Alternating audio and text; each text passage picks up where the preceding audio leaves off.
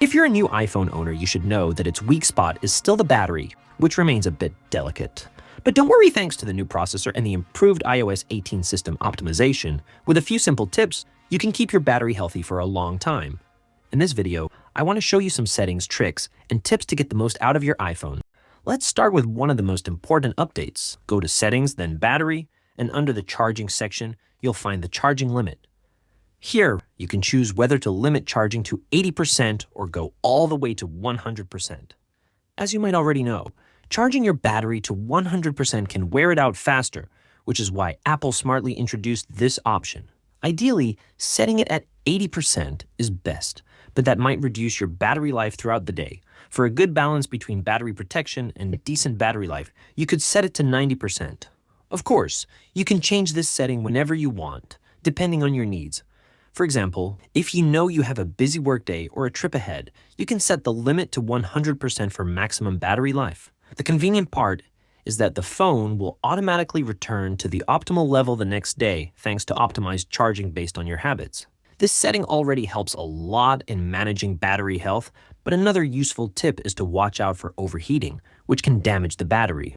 My advice is to avoid direct sunlight when possible, but also pay attention to how you charge it. For instance, using MagSafe tends to heat up the phone more than the standard charging cable, so depending on your habits, you can decide which option works best for you. Another important tip has to do with using the 5G internet connection. Your iPhone will constantly try to connect to 5G, but if the signal is weak, it will drain more battery since 5G isn't available everywhere yet.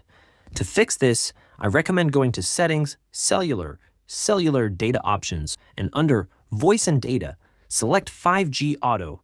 This setting lets your iPhone manage the connection better, using 5G only when it's available and efficient. Also, whenever you have access to a secure Wi-Fi network, like at home or work, it's always better to use Wi-Fi instead of mobile data, as Wi-Fi uses less battery. Another important thing to watch out for is app background refresh. For those who don't know, even when you're not actively using apps, they can keep working in the background. A common example is messaging apps like WhatsApp or email, which update in real time to show you new messages and notifications. But the downside is that this constant background activity uses data and battery, which makes your phone drain faster. You can decide which apps are allowed to refresh in the background by going to Settings, General, Background App Refresh, and selecting only the ones you find necessary. Be careful though, because turning off background refresh for certain apps might mean you won't get notifications or messages in real time, so choose wisely. On top of this, you can also manage which notifications you receive to cut down on unnecessary push notifications and reduce background activity. Along with this, it's also a good idea to check the widgets on your home screen. Widgets update in the background, just like apps, and can increase battery consumption. Consider which ones are really useful and remove any that aren't to help extend your battery life. Another way to reduce battery consumption is by optimizing location settings. Some apps use GPS to work better, but this can lead to higher battery usage. To limit this, I recommend going to Settings, Privacy and Security, Location Services, and choosing either while using the app or never for each app. This way, the app will only use location services when necessary, reducing battery drain.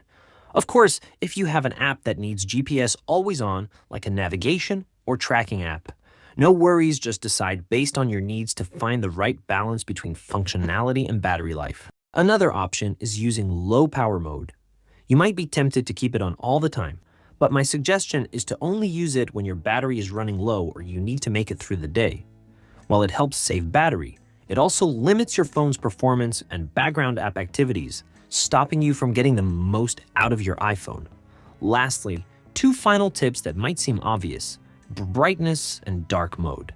Keeping your brightness too high can seriously drain your battery, especially on Pro models with super bright displays. In this case, I recommend turning on auto brightness if you haven't already. To do this, go to Settings, Accessibility, Display and Text Size, and turn on auto brightness. Your phone will adjust the brightness based on your surroundings, and I have to say, the iPhone does this really well. As a final suggestion, if you like it, you could also consider enabling dark mode. While I'm personally not a big fan, dark mode makes the screen emit less light, helping to save battery, especially on OLED screens. So those are my tips for preserving the battery health of our iPhones. Let me know what you think in the comments, and if you have any other tricks, feel free to share them. That's all for this video. If you enjoyed it, give it a free like and subscribe to the channel for future tech updates. See you next time.